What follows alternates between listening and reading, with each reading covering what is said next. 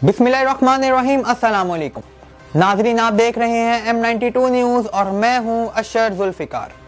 नाजरीन, आदम सवाती साहब को रिहा कर दिया गया है और वो किन मामलात में गिरफ्तार थे ये आप सब अच्छे से जानते हैं और जो सी शख्सियत ने उनको गिरफ्तार किया था ये भी आप सबको मालूम है।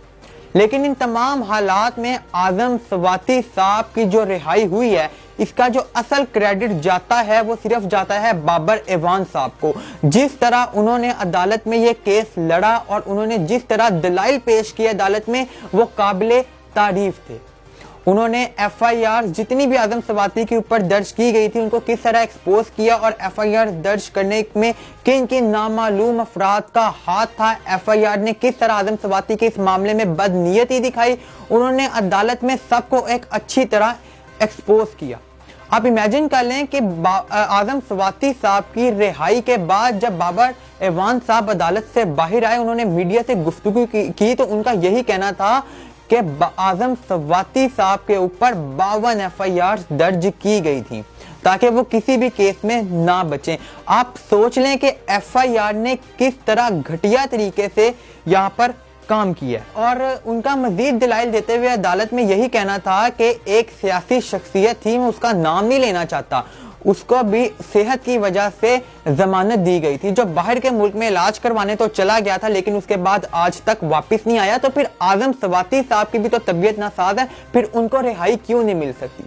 उन्होंने एक बहुत ही अच्छी तरह अदालत में ये केस लड़ा, उन्होंने अच्छी तरह दलाइल पेश किया और इन दलाइल के बाद बिला आखिर आदम सवाती साहब को रिहा कर दिया गया। लेकिन अब इस तमाम मामलात में जो असल चीज सामने आई है वो ये आई है कि हवाओं का रुख अब बदल रहा है। हवाएं पाकिस्तान तहरीक इंसाफ के हक में आपको आने वाले वक्त में जाती हुई नजर आएंगी।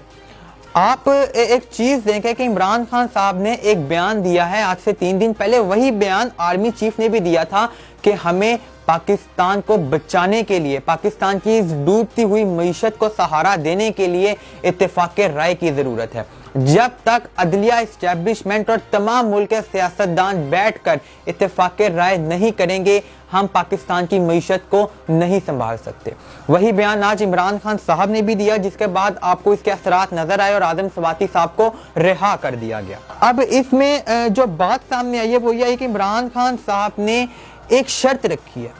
उनकी शर्त ये थी कि जो बाजवा साहब का सेटअप आज से 8-9 महीने पहले काम कर रहा था, सेटअप तो अभी तक वही काम कर रहा है, इस्टेब्लिशमेंट अभी तक वैसे ही केसेस मेरे रहनुमाओं पे कर रही है, हमारे वर्कर्स के ऊपर उसी तरह के केसेस किए जा रहे हैं। तो इस सब में सबसे पहले आप उन गिरफ्तारियों को रोकें, हमारे रहनुमाओं के ऊपर जो FIR दर्ज हो रही हैं उनको रोकें, उसके बाद हम बैठ के मामलात को हल कर सकते हैं। इसके बाद आपने देखा कि इसका जो असर था वो आज आदम सवाती साहब की रिहाई की सूरत में सामने आया। अब इमरान खान साहब ने भी ये फैसला किया है कि वो एक हद से आगे नहीं जाएंगे, वो इस रेड लाइन को क्रॉस नहीं करेंगे।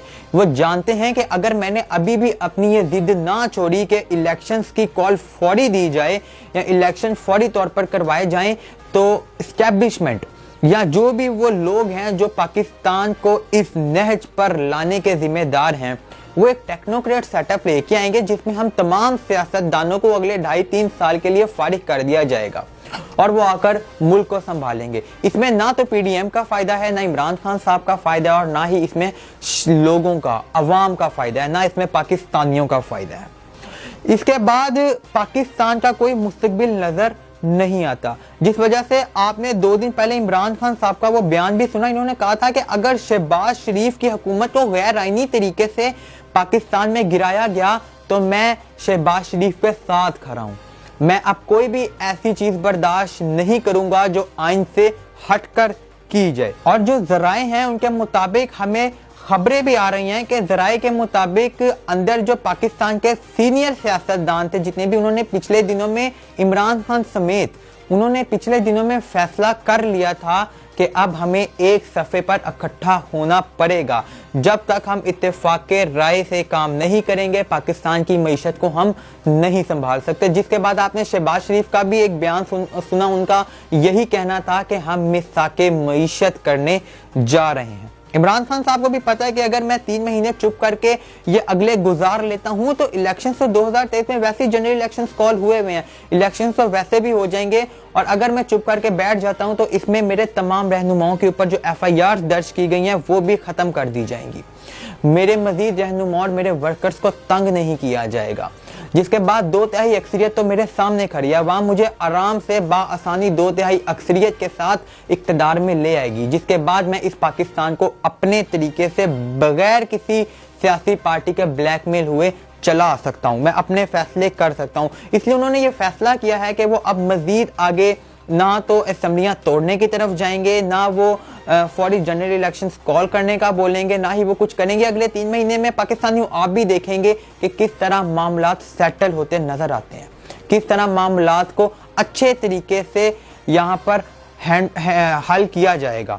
जिसके बाद अब इमरान खान साहब ने बिला आखिर ये फैसला किया है कि वो कंप्रोमाइज करेंगे। इमरान खान साहब ने कंप्रोमाइज करने का यहाँ पर फैसला किया है, और आप आने वाले वक्त में देखेंगे कि एक एक करके पाकिस्तान तहरीक इंसाफ के जो रहनुमा हैं, इनकी सीनियर लीडरशिप है, इसके ऊपर से आपको जो केसेस हैं वो ख़त्म होते हुए नजर आएंगे, इनके वर्कर्स को तंग नहीं किया जाएगा। इसके साथ ही साथ आप PDM को भी देखेंगे कि PDM किस तरह ये तमाम मामलात को हल करती हुई नजर आएगी। सियासतदान एक दूसरे के खिलाफ बयान देना छोड़ देंगे, अदालत से आपको पाकिस्तान तहरीक इंसाफ के जो रहनुमा हैं उनके हक में फैसले आते नजर आएंगे, क्योंकि अब तमाम सियासी पार्टीज, इस्टेब्लिशमेंट और अदलिया ने इन मामलात पर इत्तेफाक राय कर लिया है। उनको पैगाम दिया गया है कि अगर आप लोगों ने इस वक्त भी इत्तेफाक राय से काम ना किया तो हजूर पाकिस्तान के हालात बाद में कंट्रोल से बाहर चले जाएंगे, जो अभी भी हमें फिलहाल कंट्रोल से बाहर होते हुए नजर आ रहे हैं। पाकिस्तान डिफॉल्ट की तरफ जा रहा है।